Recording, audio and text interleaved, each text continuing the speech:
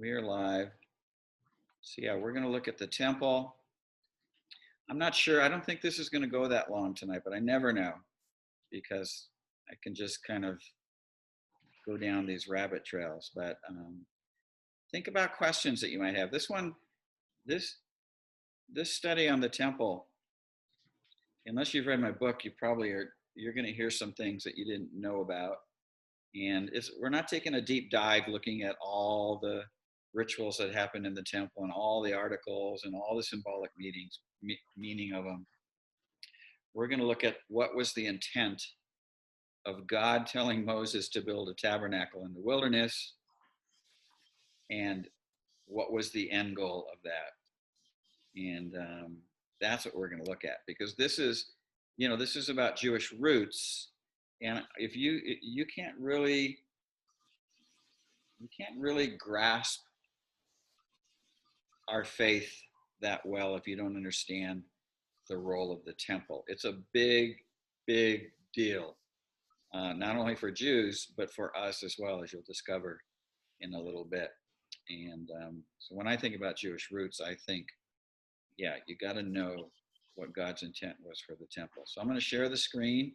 I'm not seeing anybody else come in here. And here we go. Let's see. Share. I got to put share computer sound because there's a video in here. It's a short one. Optimize screen for video clip. Why not? Okay. And here is. And then I'm going to pin myself to the top here.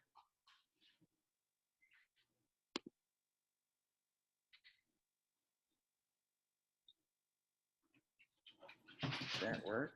Let's see.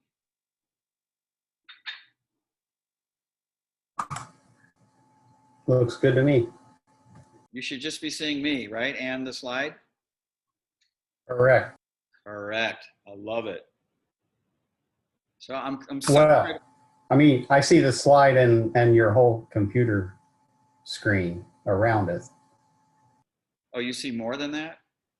Yeah, I see all the slides on the left. Oh, yeah. You're not in presenting mode. I'm not going to make it full screen because I like to see what's coming up next. And I think you all can read what's on the slides, right? And if not, go get those reading glasses and read them. It's more convenient. And I discovered it's taken me 3, now 4 classes to get this honed down. I realized that when I go to full screen, I disappear completely from the video. And I think it's good that people can see that I'm who I am and that I'm still with you. I'm still with you guys. All right. Are you with me? Yes. Okay. So I subtitled this God's Crazy Plan to Provide Access to Him. And it is a crazy plan, as you will see, a necessary plan, as you will see, but it's kind of weird. It starts out weird, gets a little better, and in the end, when Yeshua establishes his kingdom, it gets great. But we got a ways to go before we get there.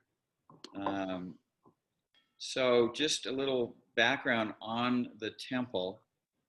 It doesn't start out as a temple. If you remember, God tells Moses on Mount Sinai to make him a sanctuary. And he doesn't use the word tabernacle till the second sentence, but it's a tabernacle. We're going to look at the words in that passage. It's Exodus 25, verse 8 and 9, if you want to pull that out. You have a Bible close by. But the tabernacle was set up in the wilderness for the 40 years that they wandered. And if you recall the background, God said, whenever you set up camp, set up the tabernacle. So it's a big deal. Once they crossed into the promised land, it was set up a little bit in Gilgal and a couple other places. And eventually it settled in the ancient city of Shiloh. That's how you actually pronounce it, Shiloh, not Shiloh, Shiloh.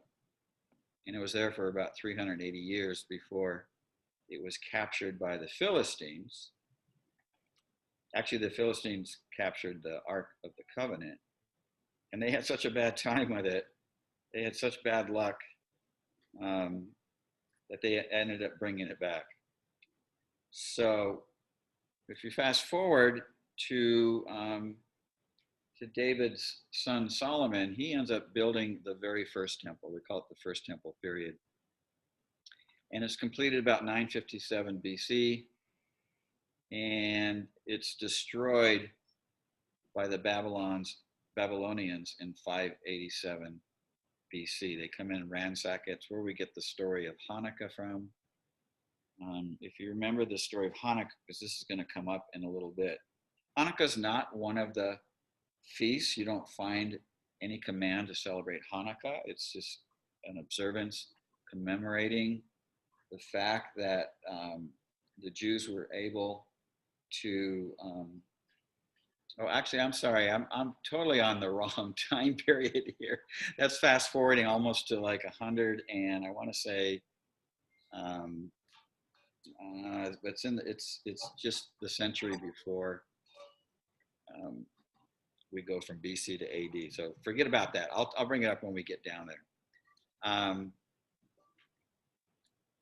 What I meant to say was that after 70 years, King Cyrus allows the Jews to return to Israel, and they rebuild and eventually rebuild the temple. Not everybody came back. A lot of the Jews liked it so much in Babylon. They were successful. They were embedded. I think if you recall in Jeremiah 29:11, God said, when you're carried out, when you're there, don't rebel and don't go into seclusion, but plant gardens, marry, because if the city prospers, you'll prosper. And so a lot of Jews didn't want to come back, and they stayed there. But the ones that came back, they eventually rebuilt the temple, and we call it the Second Temple. And the Second Temple period goes from 515 BC all the way to 70 AD. Before we get to 7 AD, though, we get King Herod expanding on this Second Temple, and it was quite an expansion. And then finally, it's destroyed by the Romans in 70 AD. So that's a really, really quick overview. And I put down their third temple with a question mark there, because almost all the prophets talk about a third temple. And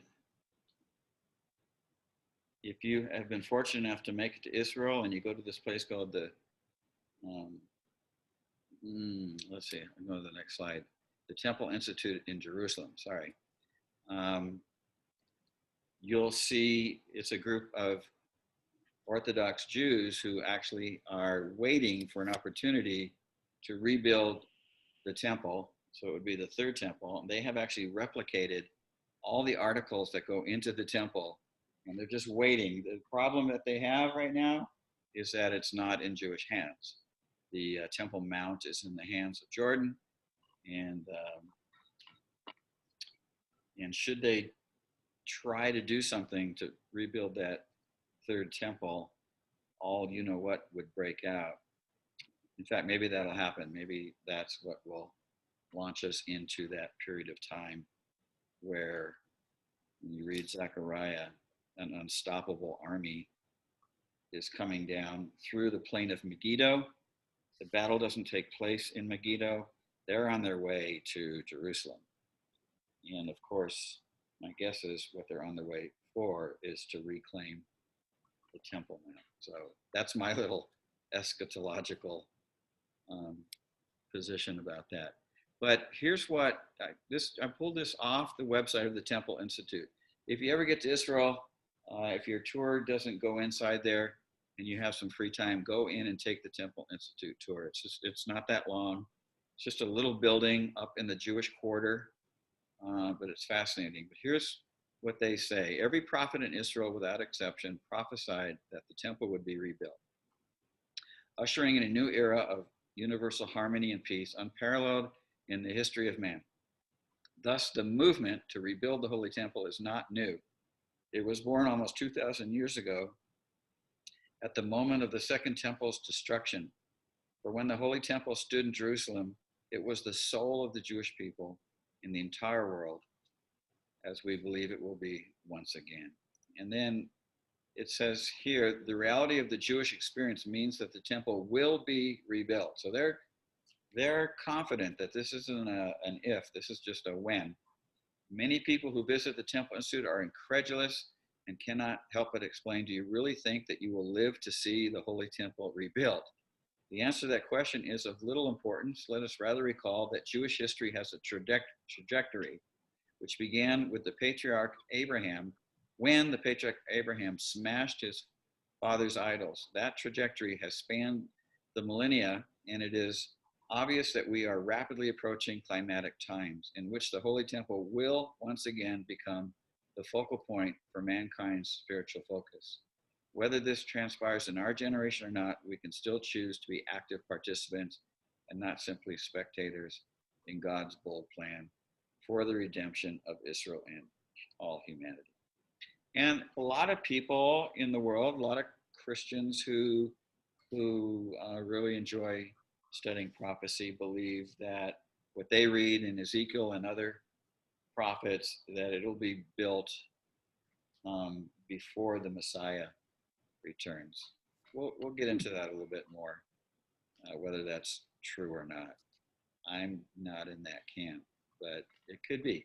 All right, let me look and make sure that there aren't some people waiting to get in here. It looks like all that are here, so I'm not going to worry about that.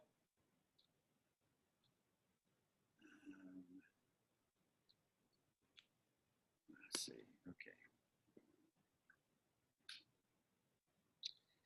All right, I'm going to tell you about an interesting day on the calendar. It's called Tisha B'Av, and it translates to the 9th of Av, which is on the calendar. It comes around, I want to say it comes around July-ish on our calendar.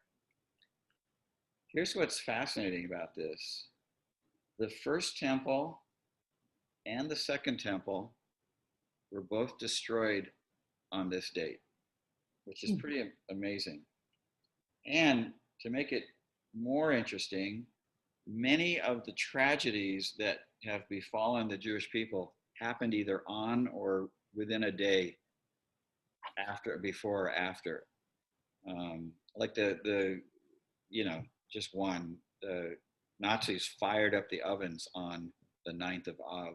And whether that was done on purpose or it's just a coincidence, I'm not sure, but that's when they fired it up. Other things, expulsions, campaigns against Jews happened on this date. So it's a pretty important day. It's a fasting day. It's a day of lamenting the destruction of the temple and praying for that time to come quickly, that the third temple will be rebuilt. So this is a huge deal in Judaism. As I shared when we went through the feasts, a significant part of what's in the Torah cannot be observed because you have to have a temple. Like all the sacrifices, returning there 3 times out of the year and celebrating and observing those feasts on the Temple Mount can't happen.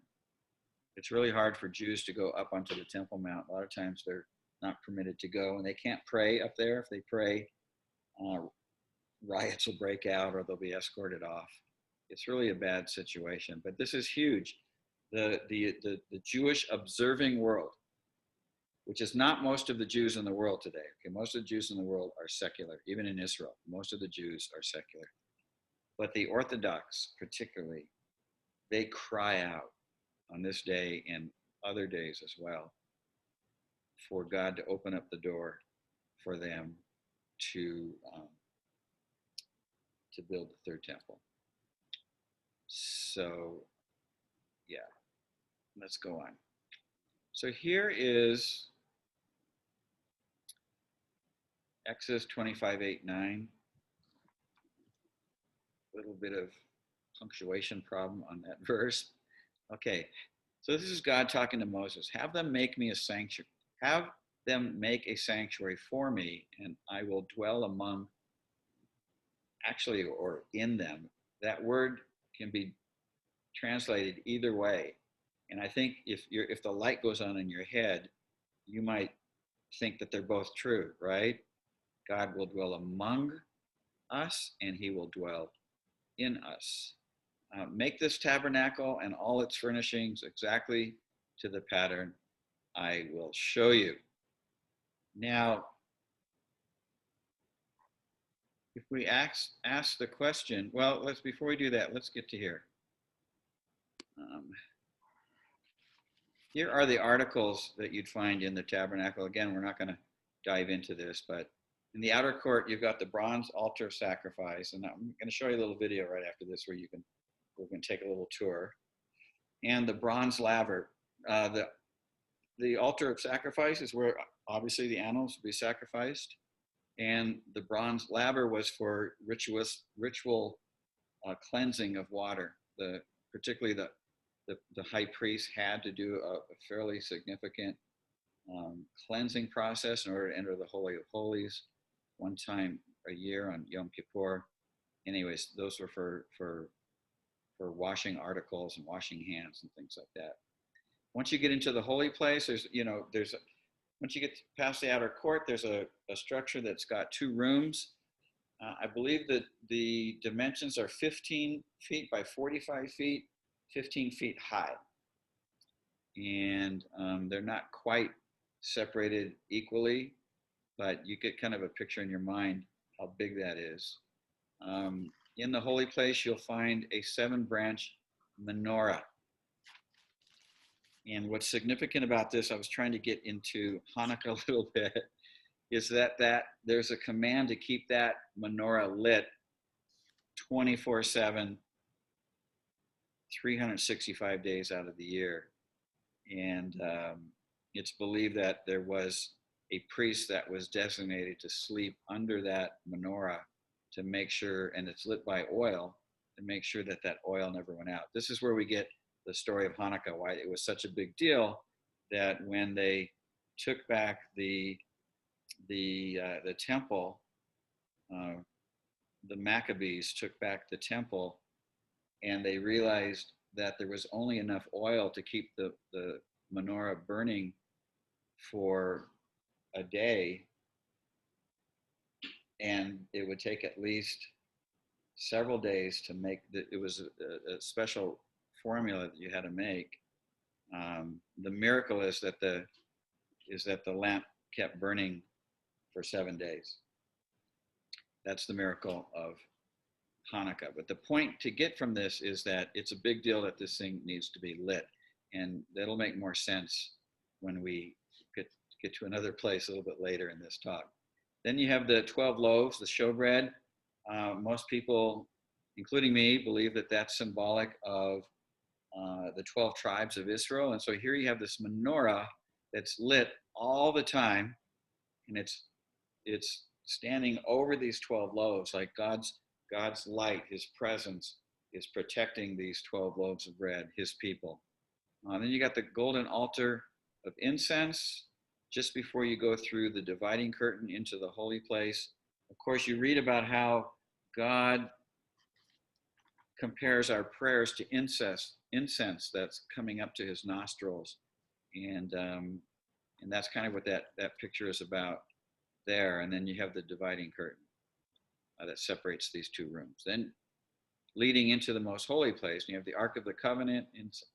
Inside the Ark is the manna, Aaron's staff that budded, and the Torah tablets. And then on the top of this Ark is the mercy seat. The lid is called the mercy seat of God, where the 2 cherubims are there. This is just the tabernacle. This gets developed a little bit more when you look at Solomon's temple. So I'm only interested right now in the tabernacle. We're not really going to talk about the temple, Solomon's temple, or how Herod expanded it. We're just interested in the tabernacle because that's what this passage in Exodus 25, 8, and 9 is all about. So here's a little video, and hopefully it'll work. It's a little tour. I'll put this on full screen.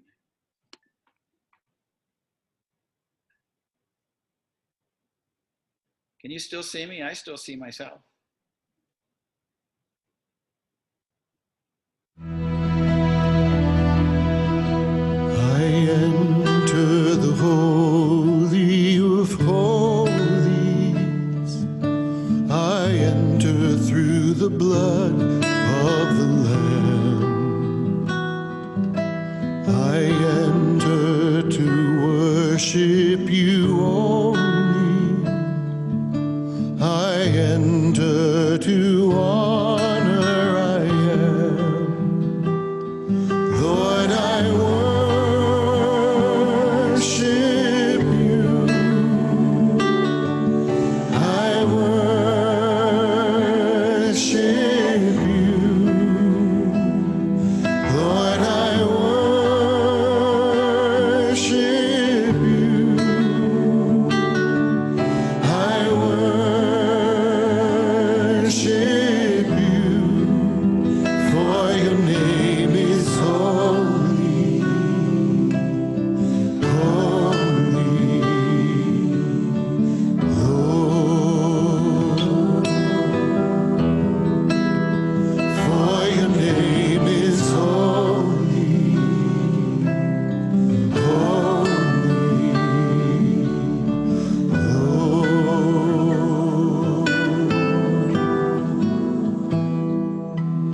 I enter the Holy of Holies. I enter through the blood of the Lamb. I enter to worship you only. I enter to honor I am. Lord, I worship you. I worship you. Lord, I worship you. I worship you. For your name is holy, holy, Lord.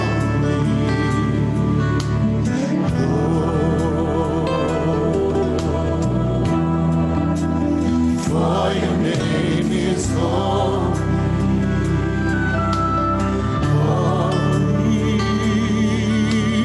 Lord.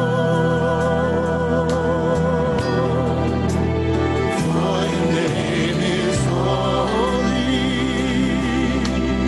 holy, holy, Lord. For your name is holy. Your name is holy, holy, Lord. For your name is holy.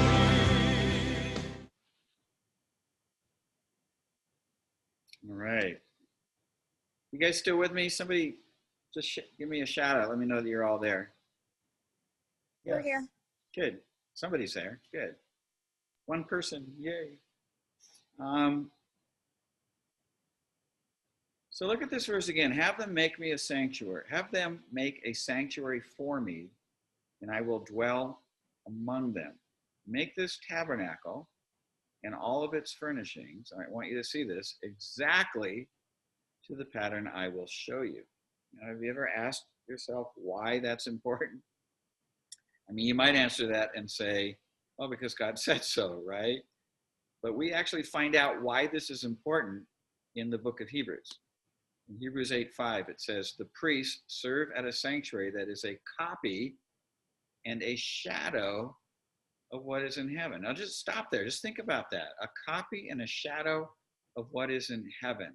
So everything that happens in this tabernacle and then eventually in the temple is a picture of something that's actually happening in the real heavenly tabernacle, the one that you and I can't see right now. Okay? And then it goes on to say, this is why Moses was warned when he was about to build the tabernacle, see to it that you make everything according to the pattern shown you on the mountain. And so there's something mysterious about this temple. That's why I say this is really important for us as believers to understand this. If you want to understand Jewish roots, you've got to understand the role of the temple so that when you see it and you hear about it, particularly in scripture, you know that it's more than meets the eye. There's more there that meets the eye. The writer in Hebrew goes on to talk about a little bit, he doesn't go into that much depth, but he talks about, beginning in chapter 9, a little bit about Yom Kippur, that one day out of the year that the high priest would go in. And he says here, now the first covenant had regulations for worship and also an earthly sanctuary. A tabernacle was set up, and in its first room were the lampstand, which is the menorah, and the table with its consecrated bread. This was called the holy place. Behind the second curtain was a room called the most holy place, or the Holy of Holies, which had the golden altar of incense and the gold-covered ark of the covenant. This ark contained the gold jar of manna, Aaron's staff that had budded, and the stone tablets of the covenant.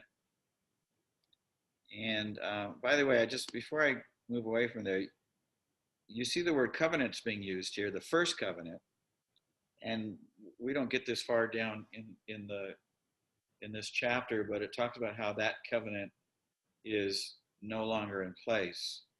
And you might think, well, didn't you just teach a couple sessions ago that the covenant was an everlasting covenant? Well, the Abrahamic covenant was an everlasting covenant. This one obviously is the Mosaic covenant made on Mount Sinai, and it's important to make that distinction. Now, people who hold that it's talking about the Abrahamic covenant say, well, no, the Mosaic covenant was an addendum. It was a codicil of to the Abrahamic covenant, but there's no evidence or sign of that. There's several covenants that God made with people, and they all stand on their own, as this one did. We'll talk about the Torah next week. Did it end with Jesus? And I'll answer that question next week. But just so you know that we're talking about the Mosaic covenant here, not the Abrahamic covenant. Okay, above the ark were the cherubim of the glory overshadowing the atonement cover. But we cannot discuss these things in detail now. He's like me. We only have a certain amount of time. When everything had been arranged like this, the priests entered regularly into the outer room, so the first room, the holy place, to carry on their ministry. But the high priest entered the inner room, and that only once a year, and never without blood, which he offered for himself and for the sins of the people who had committed. The people had committed in ignorance. And so we're talking about Yom Kippur here, how this was a national Day of Atonement. It was for the entire nation. It wasn't for an individual. And the priest brought that blood in, and he sprinkled it on the mercy seat of God. And this is how Jews were forgiven for their sins once a year. The Holy Spirit was showing by this that the way into the most holy place had not yet been disclosed as long as the first tabernacle was still functioning.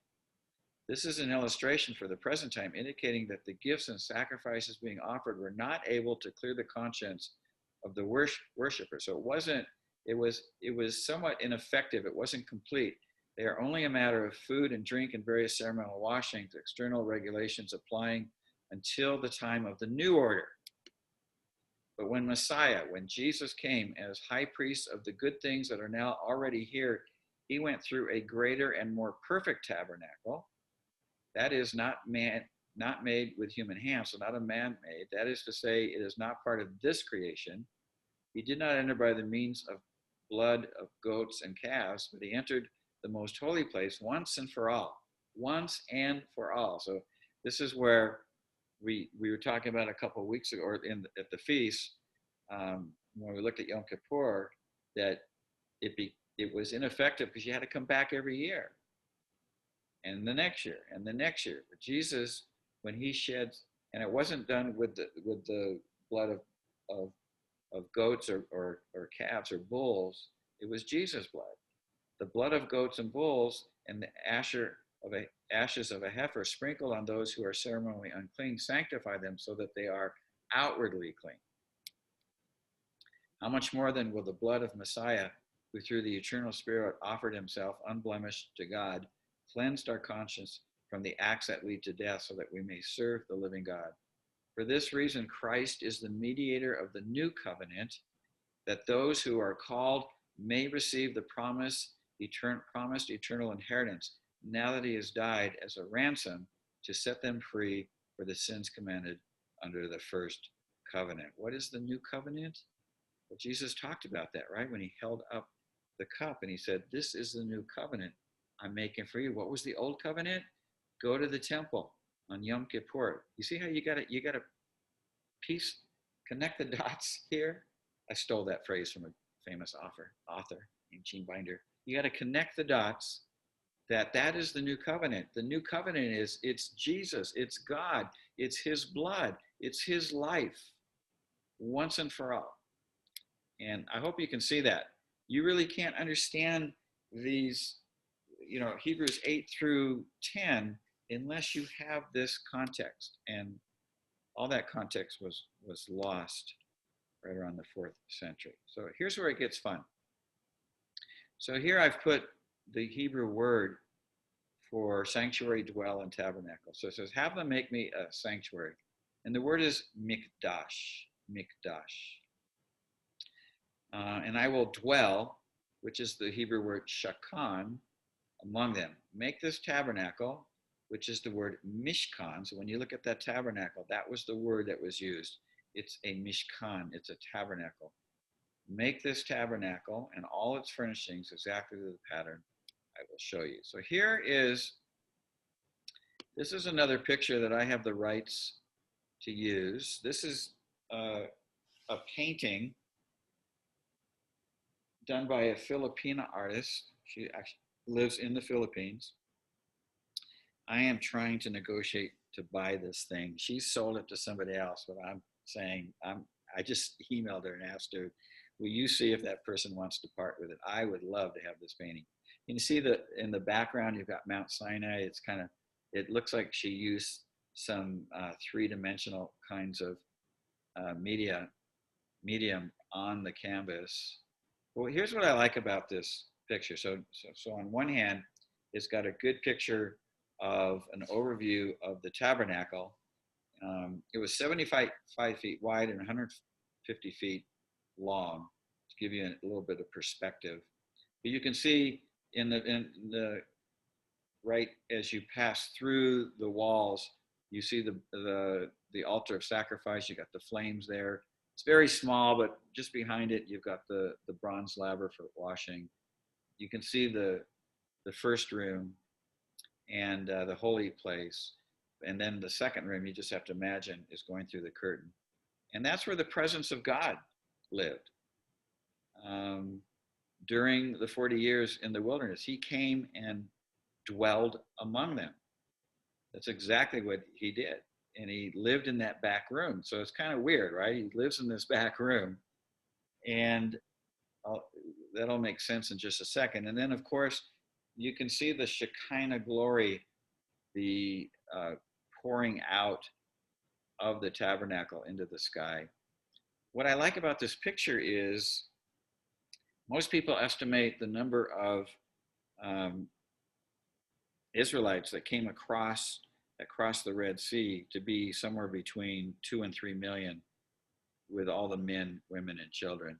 And most of the time, if you Google tabernacle and try to find a graphic for it, most of the time you might see, 12 tents, or you might see 50 tents. But I like this because this paints an accurate picture of what this would have looked like. We're talking about a lot of people. And I like it. If you look off to the right and then towards the mountains, it just seems it's endless, right? That's how it would have looked. So this is a large number of people. And we're going to try to get to what this picture represents. Just take a look at this picture and you think about it. What do you see this picture represents? That's rhetorical, so don't answer. You might want to just kind of meditate on that for a second. What is God after by this camp? So let's look at these words that are in Exodus 25, 8 through 9. Have them make me a sanctuary. Have them make me a mikdash. Now I have, in Hebrew, most words are built off a 3-letter root system, and I've put those 3-letter root words here in red. And we get the word holy built from the same root, which is kadosh. Maybe some of you have sang the song Kadosh, Kadosh. And so if you think about what is this sanctuary, well, it's a holy place. And why is it a holy place? Because God is holy, right? There's a reason why he's camped out there in the back of that room, because he's holy. And that's a problem for us, right? We are not holy, and if we were to get in the presence of a holy God, it would be like a bug zapper, it would be that instantaneous. Remember Moses? He wanted to look he wanted to see God's glory, and God said, nobody can look at my face and live. So he wasn't like a mafia guy, right? Like you can't look at me and live, I'll have to kill you. No, he was actually trying to protect Moses, because God is dangerous as in his holiness. He's dangerous to us. It's a danger for us to be in his presence. And so if you remember, he puts Moses in the cleft of a rock. He only lets him see his backside. And even then, Moses, when he comes down, his face is glowing for days, having just that small experience of God's glory. So first and foremost, you have to understand that God commanded Moses to build this holy place because he's holy. He needed a place that would be safe for the people to camp around him, all right? That's one word that we find in that sentence. Then it says, that I might dwell among them, or in them. And that's the Hebrew word shakan. And there you have the root of that word also in red. Shakan is to dwell.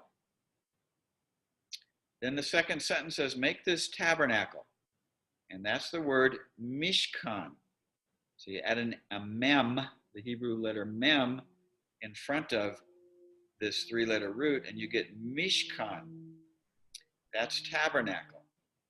And we're going to keep going, because once we see how many of these words relate to each other. By the way, I didn't tell you, so it's a 3-letter root system. And when you build words in the Hebrew language, when you add letters to it and you build words to it, it's got to relate to the root in some way.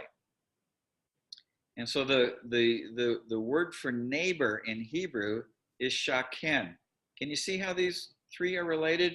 Shakan, mishkan, shaken. They sound similar because they all are built off the same root. The word for neighborhood is shkuna. Shakan, mishkan, shaken, shkuna. They're all coming from the same root. And that Shekinah glory of God which, by the way, that word is not in the Bible. That is what the Hebrew sages gave that name to the fiery cloud that came up. They call it the Shekinah glory, but you pronounce it Shekhinah. So here they're all related: Shaken, Mishkan, or Shakan, Mishkan, Shaken, Shkunah, Shekhinah. These are all related. So if we look at this picture again, and we say, what is God building here? What is the picture he wants to get? What is it actually functioning as? Well, I would say this is the answer. It's a neighborhood. All the things I read are things you find in a neighborhood. The Shekinah glory of God is the lamppost. Without a lamp in the neighborhood, it's dark, right? And all those words are things that you'd find in a neighborhood or related to a neighborhood. So that when you look at this picture, what do you see? You see 2 to 3 million Israelites camped out with God in the center. This is what God is after. Now, it's kind of weird right now because he's still kind of secluded in that back room, but it's going to change shortly here. And you need to know that when the Israelites, when King Israelites made it to, oh, and let me tell you this before I go on, because this is really important. Maybe you figured out I don't use any notes for this, so this is all up here in my head. So sometimes things don't get out on time. But if you recall, or if you don't know, when God told them to set up camp, he gave specific areas for each tribe to camp. So, you might have, well, you'd have Manasseh over here, and you'd have Judah over here, and Benjamin over here. And so these are all the kids, right? These are all of God's kids camping around him in a circle. And you need to know that when they made it to the promised land, that's exactly the picture we get again. That red kind of brown with the J in the middle, that's where Jerusalem's located. And you can see that all the kids are still camping around God. He didn't change that for them because he's after something. What is he after? It's a beautiful day in the neighborhood. That's what I think he's after. It's kind of interesting. Mr. Rogers knew something about this stuff. And it's interesting. I'll tell you this story. I don't know how many of you watched his documentary, The Story of His Life, but he was a fascinating guy. And I at some point, I'm sure that he began to either talk to some Jewish friends or he studied this stuff, because a lot of what he built was really connects back to the Jewish roots. But when I didn't watch that documentary until after I already crafted all this stuff from connecting the dots. So this came after. But I'm watching the documentary and we get to the very end. And it's his parting words. He dies like the next day or a couple days later. And it's him saying the most important thing in the world. This is what he says. Those of you who know this phrase, you should be astonished by this. He says the only thing that matters in life is tikkun olam. Those are two Jewish words that means basically healing or repairing the world. How does a Presbyterian pastor learn about these two words? Well, I think he knew quite a bit about this. And so here's how I want to end this section. I'm not ending tonight, but I want you all to pretend like you can see each other and unmute yourself, okay? Everybody unmute yourselves. So we might get some feedback, but I want us all to sing this song. Here we go. You ready?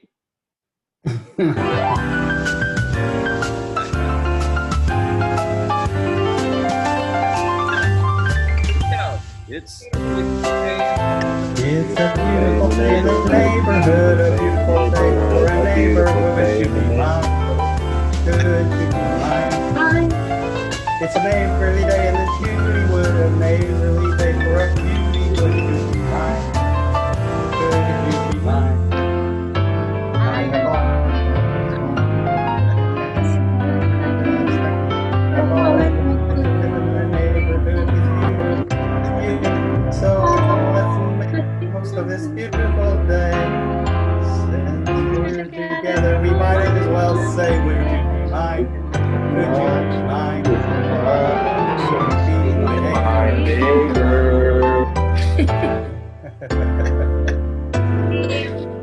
Hi, everybody. Hi, neighbor.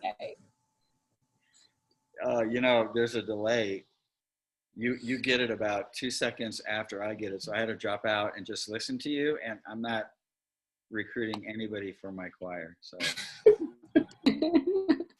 but can you see that this is what God is building? Now, where's the temple today? It's interesting. You know, in 70 AD, Jesus had predicted this, right? And in 70 AD, the temple was destroyed. And like I said, the Jewish people from day one have longed to rebuild it. And they can't. They just cannot do it. They cannot physically do it. They are being restrained by history, who ultimately is God, is keeping them from it. What happened after Jesus rose from the dead? Where did the temple shift to? In us, right? It says, don't you know that you yourselves are God's temple and that God's Spirit dwells in you? This was God's plan. The second phase of his plan is that his temple would be in us. Remember? That I might dwell among or in them. He's in us. And it's better, right? I mean, he was holed up in the back room of the Holy of Holies. But now he's right here, and it's better. But it's not perfect. I mean, I don't know about you, but there's rarely an hour that goes by that I don't do something that I regret, that I don't fall short. I know I've been declared holy. That's why the Holy Spirit can live in me. We are legally declared holy, and God can make his home here, but I'm still falling short all the time. Are you? I know you are.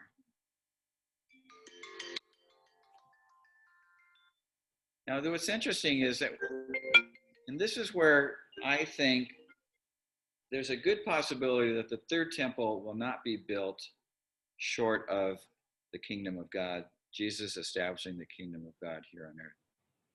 Now, John, what a privileged Jew he is to get a vision of what New Jerusalem is going to look like. Remember beginning of chapter 1, and then I saw a new heaven and a new earth, for the old heaven, the old earth had passed away, and I saw New Jerusalem coming down as a bride, beautifully prepared for her husband. And later on, you know, he's a Jew, right? He's a devout Jew. Next week, you're going to hear how all the disciples remained devout Jews, especially Paul. He was Torah observant till the day he died. And I'll show you exactly where it says that in Scripture. But John is a devout Jew. And he's getting a vision of the kingdom, the messianic kingdom. And of course, there's going to be a temple there. But he looks around and he goes, I don't see a temple. But look what he says, because the Lord God Almighty and the Lamb, meaning Jesus, are its temple.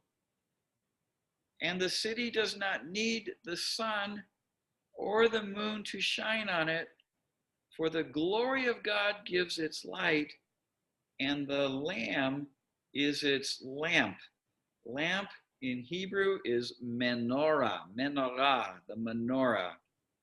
And that's why that lamp, that menorah in the holy place had to stay lit all the time. It is a picture of this that you're reading right here. And we're going to be there in the third temple. Now, it could be the fourth temple, but I don't think so. In my mind, God doesn't need to institute the sacrificial system again. That covenant is over. And we have been set free from that by the blood of Yeshua. And so that's just my best guess. I can't say it for sure. Like we talked about a few weeks ago, you know, the only thing I'll commit to in eschatology is that Yeshua is coming back to establish his eternal kingdom. And my best guess is that this is the third temple we're looking at right here. It's not a temple. God is the temple, the Lamb. What's that going to look like? Can you imagine that? And the city doesn't have, there's no sun or moon. It gets its light from God and from Jesus. What's that going to look like? I think this is going to blow our minds. You can't conceive. We can't conceive of what this is going to look like. But I don't know about you. I'm looking forward to seeing it. And then finally, this is my last verse. Remember Hebrews 8, 9, and then here's 10. It talks about, therefore, brothers and sisters, since we have confidence to enter the most holy place. Man, that high priest sweated until he left. We have confidence to enter the Holy of Holies by the blood of Yeshua, by a new and living way opened for us through the curtain, that is his body. And since we have a great priest over the house of God, let us draw near to God with a sincere heart and with the full assurance that faith brings, having our hearts sprinkled to cleanse us from a guilty conscience and having our bodies washed with pure water. This is the foreshadow of the temple, and it's such a huge part for us. It's a huge piece in Judaism. It's a huge piece in Christianity, and I hope that now you kind of understand why it's so important. So I'll just take us off there. Hello, everybody. And we're at 8:02. We can do some questions. So does this stir up any questions that you might have? Yeah, this is Rick. Hello, Rick. And hi. If that is such an important passage for the Jewish people, it's recognizing Jesus, though. So No. The temple is what's important. That Jews who don't believe in Jesus don't acknowledge that Jesus is the fulfillment of Yom Kippur. So if I said that, then I said it wrong. It's the no, temple. they can't enter the temple. Well, they will enter the temple by the blood of Jesus. Well, Isn't no, that they don't acknowledge Jesus as the Messiah. Right. So for them, their hope is in building the third temple right now. That's what their hope. They want to get back to being able to observe the Torah 100%, which is, a foundation in Judaism. But they can't do it. They can't do it. They're just restrained from doing that. I'm saying that the temple is just as important to us for the same reasons, but that these 3 chapters in Hebrews are significant because they tell us how Jesus fulfills the purpose of the temple in his blood. That's what I'm saying. And if you don't connect the dots that way, Well, most people that I run into that haven't had any kind of experience where somebody taught them this, they just don't even, they don't even think about Yom Kippur. They don't. They read that passage and they may make a connection. Well, okay, I think that's the Day of Atonement, but okay, let me just go. Let me just keep reading. Let me get past chapter 10 because I don't understand this all. It's too complicated. But this breaks it down in a really simple way. I hope simple. Does that answer your question a little bit, Rick? I wasn't meaning Uh, that Jews are looking to Jesus. Okay, no, a little bit, but yeah, I need more. But thank you. Okay. So this is Patricia, Hello. and I'm looking at your picture behind you, and so a thought came to me, which generates a question. So I think about the scripture in Exodus where Moses led the people out of the camp, and they stood at the foot of the mountain in Right. God's glory. And so I'm looking at your picture, and I'm seeing the camp, and then I'm seeing Mount Sinai. And so then I'm wondering, in Exodus, were the people standing like in their tribes, and because God's glory was on Mount Sinai, like in the tabernacle? I'm just. Yeah, I mean, the part that we can all say wow to is, can you imagine being there? And yet they were afraid, right? They were afraid at first. Um, and there's a good reason for that. I mean, God taught them before he's in the Holy of Holies, he taught them that you can't approach me.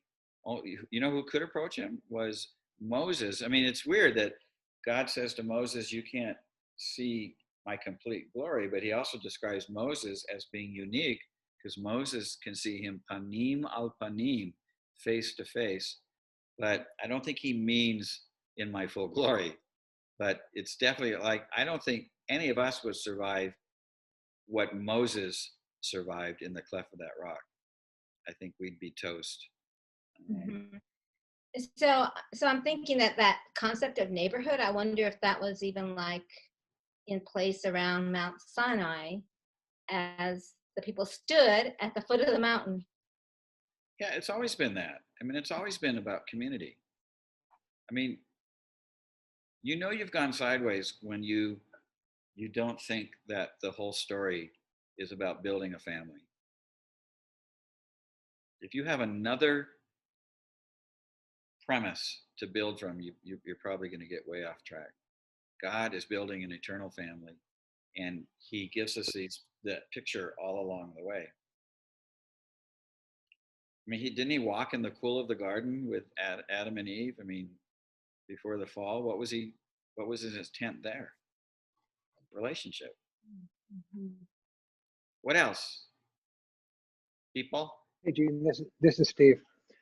Hey, I Steve. was wondering, how was it determined which of the tribes would be camped closest to the tabernacle and which ones would park or would camp on further out? I don't recall the specific instructions at the tabernacle, but it's very specific when they get into the land. I mean, God is very specific about who's got, Dan had Tel Aviv. He didn't like that beachfront property, by the way. He went up north, and we don't read about old Dan in Revelation when they read about the 12 tribes. So some people speculate that he didn't like the sand. He liked the mountains. But he gives very specific instructions.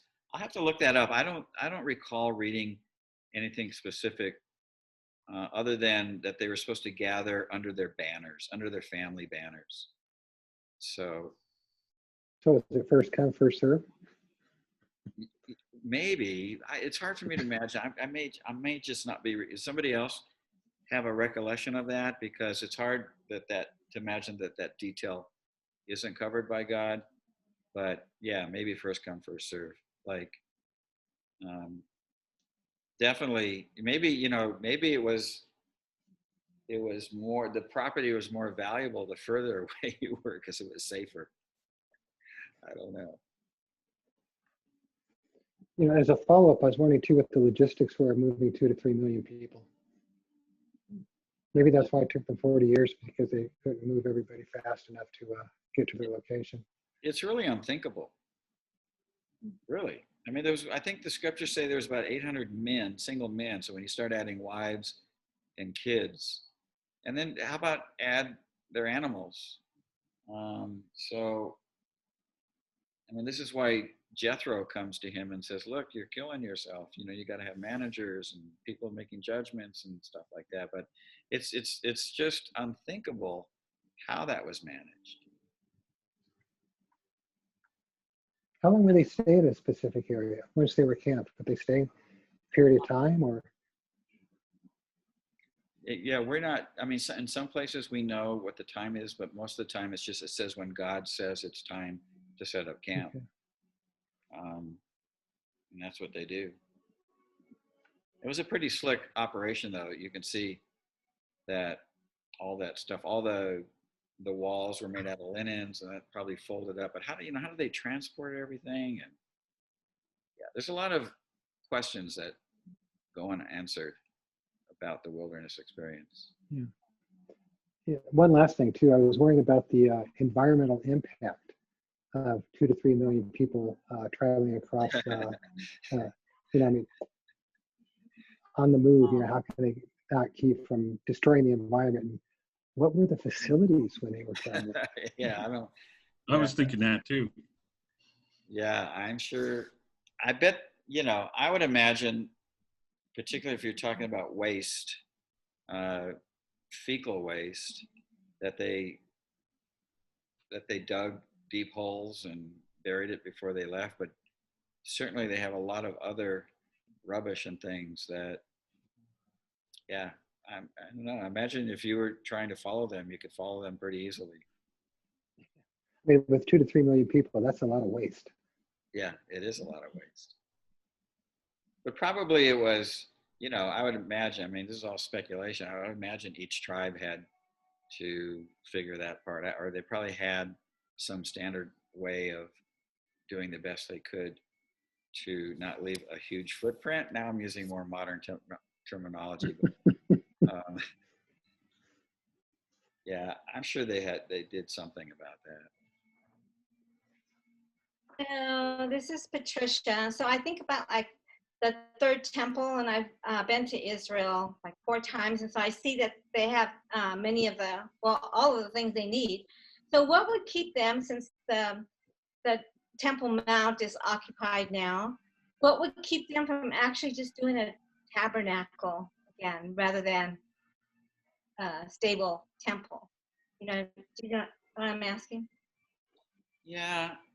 Well, first of all, they can't do a tabernacle on the Temple Mount either. They can't do anything on the Temple Mount. If they tried, holy war would break out. Seriously. I mean, they go up there once, and if they're caught praying on Friday when the Muslims are in the Alaska Mosque praying, I mean, it's like riot time, and both the Palestinian and the Israeli police force have to come up there and bring order. Seriously. So can you imagine what would happen if, and sometimes that happens because there's rumors that the Jews are digging tunnels underneath Alaska to basically kind of take over things. So if they actually, they can't, I mean, legally they can't. There's no way they can do it. Israel, the government of Israel protects the integrity of the Jordanian and the Palestinians having control of that. So any attempt to change that, I mean, you see in the headlines, like if you try to figure out what is really the main reason why we can't get peace between Palestinians and Israelis, it's because they both want the Temple Mount, and it'd be really hard to get a peace treaty without deciding that. So that's one thing. The other reason is because were you thinking of it on the Temple Mount or just anywhere? like doing it. Yeah, I guess I wasn't thinking on the Temple Mount because yeah, that's pretty much impossible right now. Yes. So to a religious Jew, it's unthinkable not to have it on the Temple Mount, where the foundation stone is at, where Abraham took Isaac and sacrificed him. Um, yeah, it's under the dome of the rock, which is not that is not the mosque. The mosque is off about another 50 yards south of that. Is the foundation stone believed. Now, not everybody agrees that that's exactly where the Temple Mount was. Most people do, but some think it's a little bit further to the north, like not far, like feet further. But to a Jew, it's unthinkable. They just would not build it. I mean, look at the Samaritans. They built a temple in Samaria, and they became like the scourge to That's true. Jews. So yeah, it's got to be there. Mhm. Good example with the Samaritans. Yeah. Yeah. This is Rensha. It seems to me, and this is just a thought, I'd like to know what you think about it, but that as part of this conversation, and especially with kind of the New Testament verses that you brought in, that the reference when Jesus dies and the curtain to the Holy of Holies is torn in two, very much pertains to this as well. The way that you explained it, what are your thoughts on that? Say that I didn't get the last part. You kind of broke up for me. Yeah. So how the curtain to the Holy of Holies is Right. torn in two when Jesus is crucified, when he dies. It seems like it really kind of ties into these things that you mentioned at the end here. So what are your thoughts on that? Well, I mean, yes. I mean, that's mentioned too in Ephesians chapter 2 when it talks about that, the thing that separated Gentiles and Jews together, that all that got resolved. It's a way for us both to find access to God. So I'm not sure exactly what the context of your question is. Like, do I think it happened, or what was the significance of it? Yeah, kind of the significance to it, because the way that I've heard it taught before is that basically that was a very big symbol of the Mosaic covenant ending and being fulfilled in Jesus's death. Yeah, there's no evidence that that's what it symbolized. I think it symbolized it. I mean, it does symbolize a new, accessible, confident way to God, right? So that curtain that only the high priest could go past, and only one day a year, and that's where we finally get to chapter 10, that we have confidence through a new and living way. The curtain, that is his body. So you see that Yeah. his body is broken, the curtain is broken, and now there's no fear of approaching God. So I don't know, we'll talk about this a little bit when we talk about the Torah. Got to be really careful, how much you say about the Torah that actually is ended. Something's different, for sure, right? But what's different about it?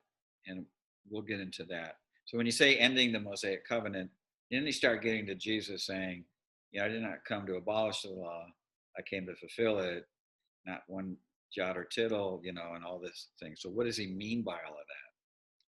And so we'll get into that. And, I would imagine that, I don't know who's going to come. We keep getting smaller every week, but we may have to agree to disagree on some of the fine points, because there's a lot of opinions about what that means today. I'll just share mine, and when we get to the Q&A part, you guys can share yours. This is just a safe place to have a good dialogue together. Anyone else? Gee, I really like that picture. I hope you can get it. It's really cool. But it makes me think of, I finally found it. I didn't know where it was, but the story of the Exodus in Exodus 38, it says, many other people went up with them, and also large droves of livestock, both flocks and herds. And that's right after it says there was about 600,000 men on foot besides the women and the children. Yeah. So, yeah, I mean, when I first, I don't know, 5 or 6, maybe 15, maybe 10 or more years ago, I saw that, and it just, for the first time, I think I realized, wow, this wasn't just Jews leaving Egypt. It was Jews plus a whole lot of Egyptians following them. And maybe there were other, And maybe other country, slaves. other nationals too, yeah. Or other slaves, you know. Or other slaves, okay, yeah. They have not been the only slaves in Egypt. So, yeah, I always just thought I'd ask you about that and who you thought those people were. And Well, I mean, most people say they were Egyptians who saw the miracles and said, "I'm with them." You know, I'm not staying here. I'm going with them. yeah, I would have gone with them if I was an Egyptian, I think. Yeah. But you'd end up walking like an Egyptian, though. Yeah. Sorry, it's getting late. My humor's getting drier. That was pretty bad. Yeah. Thank you. I'll take that as a compliment. Anything else? So this is Patricia, and I just want to thank you for this teaching. It's very timely because I'm also in a study, a women's study on the book of Hebrews. And it's a traditional Christian group. And so, so a lot of things, you know, are said that I think, you know, the veil is still over their eyes in many ways, like the disciples left Judaism to follow Jesus, for example, that's been said. Or it was said that that Yeshua's sacrifice abolished the law, which I actually sent them that scripture from Matthew 5, the same one that you quoted today. So it's a very timely discussion. So thank you. Good. Well, we'll have fun next week as we unpackage that, because there's a lot about that. I mean, I said earlier, I'll show you how Paul himself remained a Torah observant Jew. And I would imagine all the disciples did, but something changed, right? Because Jesus did something that set us free from something about the law, okay? And it's really important to know exactly what that is, so you don't make any theological errors. I started out by saying there's two things that aren't true. One is that you've been told. One is that all the Jews rejected Jesus. Well, I hope, you know, the evidence I showed, which is really just, I just scratched the surface on this, that hundreds of thousands of Jews followed him after his death, all the way to the 4th century, until it became impossible for a Jew to remain a Jew. All these Jews wanted to stay Jewish. And the second thing you were told is that Paul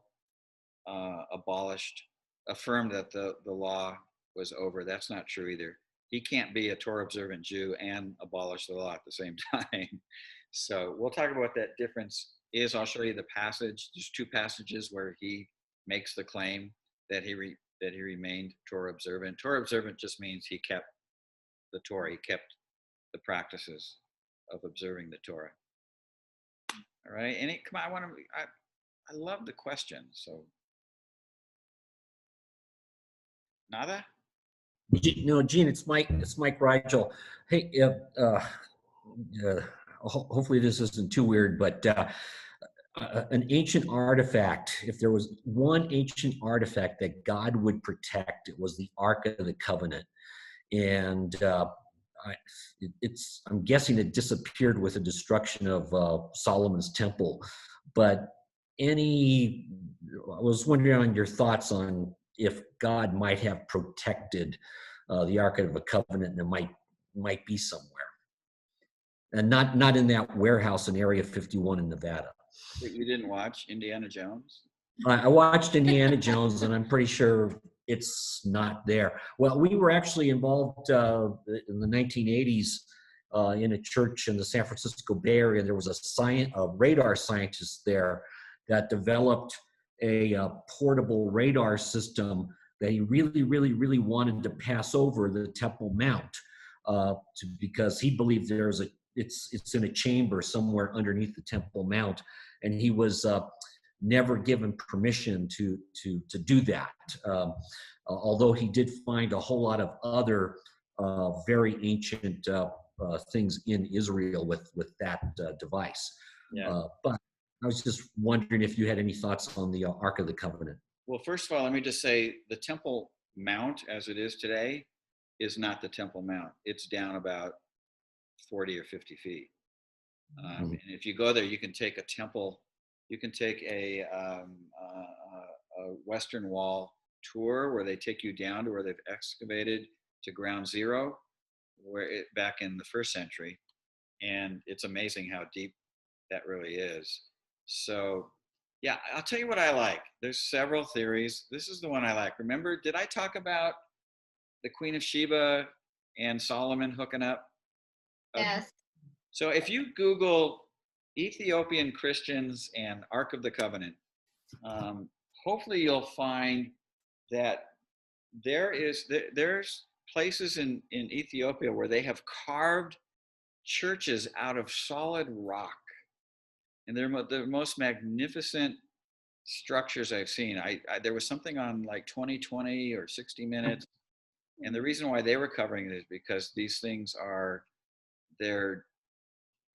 because of the lack of moisture, they're starting to crumble, and they're figuring out how to preserve these things. Well, anyways, they claim because of their connection to King Solomon, they ended up with the Ark of the Covenant. They know exactly where it's at, and at the right time, they will expose it to the rest of the world. I like that. I'm banking on that. Israel has airlifted almost all of the Jewish believers out of Ethiopia. They're all in Israel right now. And there's a reason why these people have such a prominent, they're treated like, you talk about racism, they're not treated well in Israel, unfortunately. But they're a pretty interesting group of people, super faithful, radical, particularly when they meet Jesus. And I'm going with that. Yeah, I like that. Ethiopia, and it'll come out. Probably not until the kingdom of God is established. All right. Anything else? All right, gang. We'll see you next week. Everybody, you have to have a background next week. Everyone has to have a background. If you don't know how to do it, Google it. Lisa, you get points. StarWars.com. What is it? StarWars.com. Oh, no, I meant figuring out how to do this. Oh. YouTube. It's really simple. And that's your homework for this week. Oh boy, I'll try. Okay. All right. God bless you guys. Thanks, Gene. God bless you. Gene. Thanks, Gene. Here. Everybody. Bye-bye. You disappear on that one.